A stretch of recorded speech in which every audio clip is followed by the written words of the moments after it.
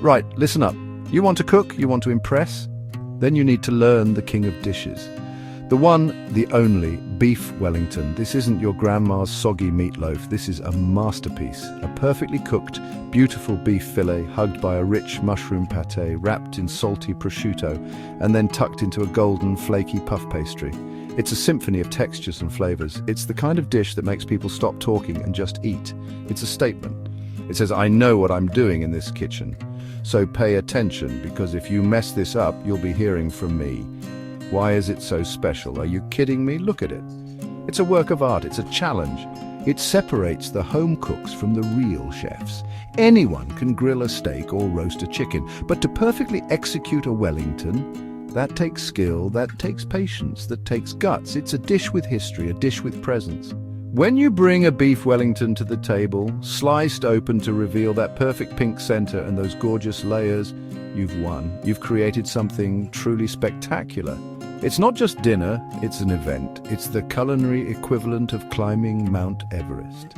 Don't be intimidated. Yes, it looks complicated. Yes, there are a few steps, but I'm going to walk you through it. I'm going to hold your hand. But if you drop the fillet on the floor, you're on your own. We're going to break it down into simple, manageable stages. Sear the beef, make the duxelles, wrap it up, bake it. It's like building with delicious, edible Legos. The key is precision. The key is timing. The key is not being an idiot sandwich. Follow my instructions and you'll create something that will make your guests weep with joy. Or maybe that's just the onions. So are you ready? Are you ready to stop making sad, grey food and start making magic? Good. Put on your apron, sharpen your knife. And for goodness sake, wash your hands. We're about to embark on a culinary journey. A journey to create the most stunning, most delicious, most impressive dish you have ever made. This is your chance to shine. Don't mess it up. Now, let's get to the ingredients. And if you ask me if you can substitute the beef for chicken, I will personally come to your house and throw you out of your own kitchen. Let's go! All right, you can't build a masterpiece with rubbish, so get the best you can afford. This is your shopping list. Write it down. Don't come back with half of it missing, or I'll send you back to the shop myself. We need precision here, not guesswork. This isn't a game. This is serious cooking. First and foremost, the star of the show, a beautiful 2-pound center-cut beef fillet. It needs to be a perfect cylinder. If it looks like a sad, lumpy potato, tell your butcher to try again. This is the foundation of the entire dish, so don't you dare cheap out on it. Get the best piece of meat you can find. Next, for the duxelles. This is the mushroom mixture that hugs the beef. You'll need about 1.5 pounds of Cremonai or chestnut mushrooms. Don't even think about using those boring white button mushrooms. They're full of water and have no flavor. We need flavor. You'll also need a couple of shallots, finely chopped. Not onions, shallots. They have a more delicate, sweeter taste, and a few sprigs of fresh thyme. Fresh, not that dried dust from a jar that's been in your cupboard since last century. A splash of white wine to deglaze the pan and add a bit of acidity is also essential. Now for the wrapping department, you need about 12 slices of good quality prosciutto. It should be salty, savory, and thinly sliced. This creates a barrier to stop the pastry from getting soggy. Don't get that cheap, watery ham. It's an insult to the beef. Then you need 1 sheet of all butter puff pastry, about 14 ounces. All butter. It has the best flavor and gives you those beautiful flaky layers. If you use the cheap stuff made with oil, your Wellington will be greasy and sad. Finally, you'll need 1 large egg for the egg wash, which gives the pastry its gorgeous golden brown shine. And of course the basics. Don't forget the basics. You'll need good olive oil for searing, coarse sea salt and freshly cracked black pepper. I mean freshly cracked. If I see you using that pre-ground grey dust, I'll lose my mind. You'll also need some English mustard. Not that bright yellow stuff you put on hot dogs. Proper hot English mustard to coat the beef. It adds a crucial layer of flavour. Got it? Good. Now that you have your arsenal, let's get ready for battle. Don't mess it up. This is the first and most critical step. If you get this wrong, you might as well throw the whole thing in the bin. We are going to sear the beef fillet. The point of searing is not to cook it through, you donut. It's to create a beautiful dark brown crust on the outside. This crust is called the Maillard reaction, and it means flavor. Flavor. So take your beautiful fillet out of the fridge about 20 minutes before you cook. It needs to come to room temperature. Cooking a cold piece of meat is a recipe for disaster. It will cook unevenly and you'll have a grey, sad band on the outside. Now season it, and I mean season it properly. Be generous. Sprinkle coarse sea salt and freshly cracked black pepper all over the fillet. Roll it around, pat it in. Every single surface needs to be covered. Don't be shy. The seasoning is what makes the crust taste incredible. It's the first layer of flavor we're building.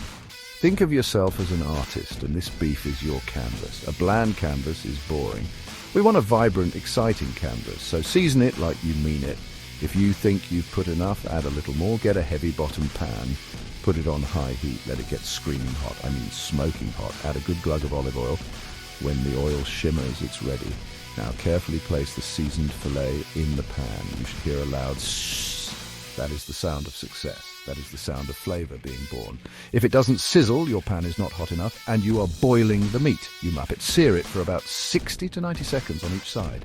Use tongs to turn it. Get a beautiful dark brown color on all sides, including the ends. Once it's seared to perfection, take it out of the pan and place it on a wire rack to cool. While it's still hot, brush it all over with a generous layer of English mustard. The heat from the fillet will help the mustard sink in and add a fantastic tangy kick. This mustard layer is not optional, so don't even think about skipping it. Now let the fillet cool down completely, then wrap it tightly in plastic wrap and put it in the fridge to chill for at least 30 minutes. This helps it firm up, which is crucial for the next step. Don't rush this. Patience. While the beef is chilling and contemplating its delicious future, we make the duxelles. This isn't just a fancy French word for chopped mushrooms. It's a rich, savory paste that will wrap your beef in a blanket of earthy flavor. It also acts as another layer of protection to keep the pastry from getting soggy. So get it right. First, you need to chop your mushrooms. You can use a food processor, but don't you dare turn them into a watery puree. Pulse them until they are very finely chopped like coarse breadcrumbs. If you overdo it, you'll have mushroom soup. Now take your finely chopped mushrooms and tip them into a dry, non-stick pan. Yes, a dry pan. No oil, no butter. Turn the heat to medium-high. We need to cook out all the water from the mushrooms. They will release a surprising amount of liquid. You have to be patient here. Keep stirring so they don't burn. This can take 10 to 15 minutes. You'll see the steam rising. Keep going until the pan is dry and the mushrooms start to look like a crumbly, dark paste. This concentration of flavor is exactly what we're looking for. Don't stop early or you'll have a soggy Wellington. Once all the water has evaporated, you can add a small knob of butter or a drizzle of olive oil. Now add your finely chopped shallots and the leaves from a few sprigs of fresh thyme. Cook for another 2 minutes until the shallots are soft and fragrant. Season well with salt and pepper. Remember, this is a key flavor component, so taste it. It should be deeply savory and delicious. Now stand back and deglaze the pan with a good splash of dry white wine. Let it bubble and sizzle until all the alcohol is cooked off and the liquid has been absorbed. The final step is to cool the duxelles down completely. Spread it out on a plate or a baking sheet. This will help it cool faster. If you try to wrap the beef with hot duxelles, you'll start cooking the meat and the whole thing will turn into a hot mess. It needs to be cold, stone cold, so pop it in the fridge. This is another step where patience is your best friend. Don't rush it. Go have a cup of tea. Yell at someone. Do whatever you need to do. Just make sure that duxelles is completely chilled before you even think about moving on to the next step. Right, the moment of truth is approaching. It's time to assemble this beautiful beast. This is where precision and a gentle touch are required. If you're clumsy, go practice on a potato first. Lay out a large sheet of plastic wrap on your work surface. Overlap it if you need to make sure it's big enough. Now, create a rectangle of prosciutto slices on the plastic wrap. Overlap the slices slightly so there are no gaps. This prosciutto layer is our secret weapon. It adds flavor and creates a waterproof jacket for the beef, protecting the pastry from the juices. Now, take your completely cooled duxelles from the fridge. Spread it evenly over the prosciutto. Use a spatula to create a smooth, thin layer. You're building the layers of your masterpiece. Don't leave any gaps. It should be a perfect, even blanket of mushroomy goodness. Now, take your chilled, mustard-coated beef fillet from the fridge. Unwrap it and place it at the bottom edge of the prosciutto and mushroom rectangle. It should be sitting there looking proud and ready for its final outfit. This is where it all comes together. Now for the tricky part, using the plastic wrap to help you, carefully and tightly roll the prosciutto and duxelles around the beef fillet. You need to roll it as tightly as you possibly can, tucky in the ends. The goal is to create a perfect, tight cylinder with no air pockets. Once it's rolled, twist the ends of the plastic wrap like a Christmas cracker to tighten it even further. It should be a perfectly uniform, compact log. This tight wrap is essential for a sharp, clean slice later. Now put the whole log back in the fridge to chill for at least another 30 minutes. This helps it set and hold its shape. While your beef log is chilling, get your puff pastry ready. Lightly flour your work surface and roll out the sheet of pastry so it's large enough to completely encase the beef. It should be about the thickness of a pound coin. Don't roll it too thin or it will break. Don't leave it too thick or it won't cook through. Unwrap your chilled beef log and place it in the middle of the pastry. Brush the edges of the pastry with your egg wash.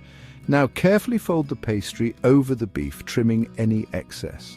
Press the seams to seal them tightly. Place it seam side down on a baking sheet. Done. Now back in the fridge for 15 minutes.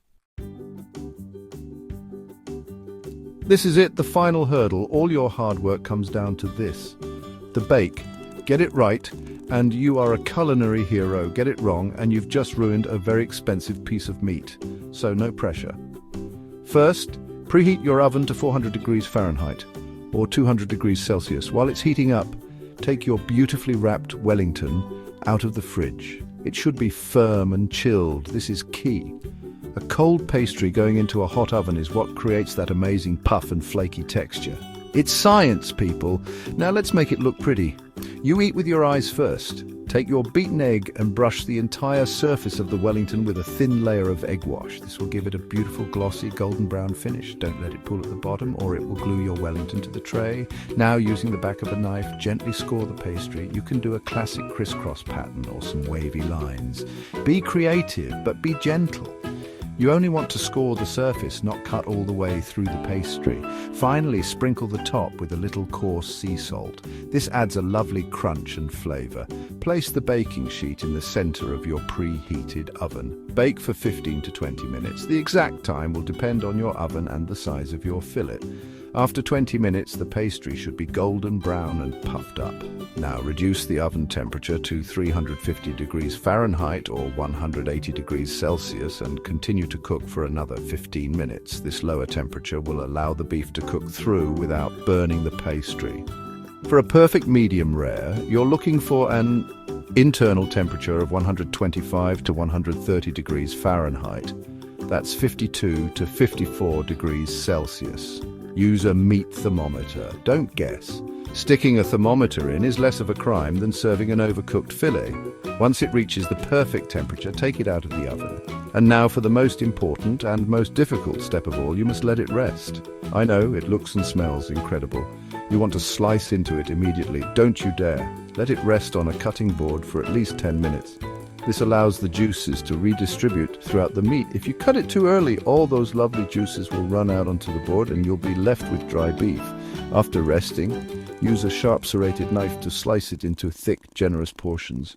Look at that. Perfect. Absolutely stunning. All right, let's talk money. A masterpiece like this doesn't come cheap, so open your wallet. You wanted to be a big shot, now you have to pay the price. The biggest cost, obviously, is the star of the show, the beef. A good quality 2-pound center-cut beef fillet is going to be your main expense. Depending on your butcher and the quality of the beef, you're looking at anywhere from $60 to $100. Yes, I said $100. Prime dry-aged beef is expensive. Don't have a heart attack. It's worth every single penny for a special occasion. This is the foundation, remember? Next up, the supporting cast. The prosciutto isn't cheap either, especially if you get the good stuff from Italy. For 12 slices of quality prosciutto di Parma, you can expect to pay around $15 to $20. The mushrooms, about 1.5 pounds of creminai, will set you back about $8 to $10. The all-butter puff pastry is another key component.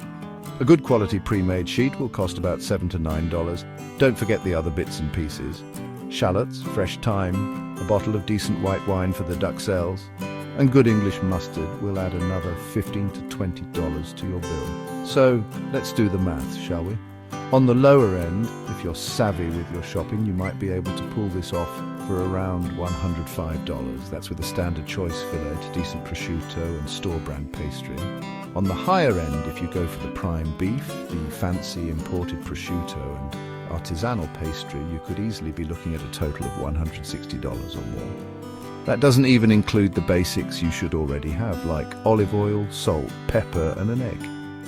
It's a significant investment, there's no denying it. But think about what you're getting. You are creating a restaurant-quality meal for multiple people. If you ordered beef Wellington for 4 people in one of my restaurants, you'd be paying a hell of a lot more than $160, I can tell you that. You're not just paying for ingredients, you're paying for the experience, the pride of making it yourself, the look on your guests' faces when you bring it to the table. It's a special occasion dish. It's not something you make on a Tuesday night.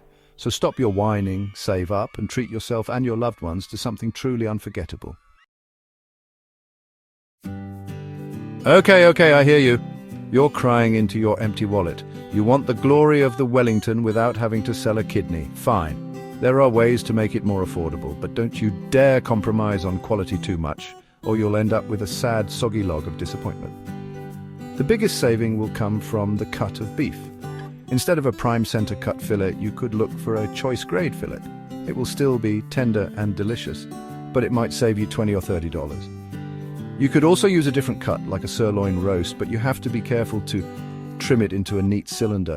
Another area to save is the prosciutto. While prosciutto di Parma is the gold standard, you can find domestic prosciutto that is much more affordable. It might not have the same depth of flavor, but it will still do the job of creating that essential barrier between the beef and the pastry. Look for it in the deli section of your supermarket, and you might find a good deal. You could even substitute it with very thin slices of Black Forest ham, but that's pushing it. Don't tell anyone I told you that. It's our little secret. When it comes to the puff pastry, making your own is a labor of love, but it's incredibly cheap. All you need is flour, butter, water, and salt. However, it takes time and skill. If you're not up for that challenge, look for store-brand all-butter puff pastry. It's often just as good as the name brands, but for a fraction of the price. Just read the label and make sure the first ingredient is butter, not oil or shortening. This is a corner you don't want to cut too much. The flaky pastry is half the magic of the dish. Finally, be smart about the little things. Use a wine you already have open as long as it's dry. Buy your mushrooms from a local market where they might be cheaper. Use onions instead of shallots if you must, but chop them very finely. Every little bit helps. By making these smart swaps, you could potentially bring the cost of your Wellington down to the $70 to $80 range. It's still not a cheap meal, but it's much more manageable. Now, stop making excuses and get in the kitchen. A budget Wellington is better than no Wellington at all. You've followed the rules, you've learned the classic. Now let me tell you how I like to make my Wellington, the GR Special. It's all about elevating the flavors and adding a few personal touches that take it from brilliant to absolutely sublime. For me, it starts with the duxelle. I like to add a secret ingredient, a handful of finely chopped chestnuts. You can use cooked, vacuum-packed chestnuts. They add a wonderful, slightly sweet, nutty texture that complements the earthy mushrooms and rich beef perfectly. It adds a layer of complexity that makes people ask, what is that incredible flavor? Another touch I love is to enrich the duxelles even further. After cooking down the mushrooms and shallots, I stir in a spoonful of duck or goose liver pâté. Just a spoonful, it melts into the mixture and adds an incredible silky richness. It makes the duxelles so luxurious, so decadent. It's a little touch of old-school French technique that takes the entire dish to another level. It's not just a mushroom layer anymore, it becomes a fundamental part of the Wellington soul. It's a bold move, but fortune favors the bold in the kitchen. When it comes to the wrap, I sometimes add a layer of crepes between the duxelles and the pastry. I make very thin, savory pancakes and use them to wrap the duxelles-covered beef before the final pastry layer. Why? It's an extra insurance policy. It creates one more barrier to absorb any moisture, guaranteeing that the puff pastry on the bottom will be just as crisp and golden as the top. There is nothing worse than a soggy bottom on a Wellington. It's a sign of a lazy chef. This extra step ensures perfection every single time. And finally, the sauce. A Wellington is stunning on its own, but a perfect red wine sauce sends it into the stratosphere. I use the same pan I seared the beef in to start my sauce, scraping up all those beautiful brown bits. I add some shallots, garlic, a bay leaf, and then deglaze with a good quality red wine like a Cabernet Sauvignon. I let it reduce, then add some rich beef stock and let it simmer until it's thick and glossy. A spoonful of that sauce over a thick slice of my perfect Wellington. That right there is my favorite way. It's a symphony of flavor. It's perfection. It's my Wellington.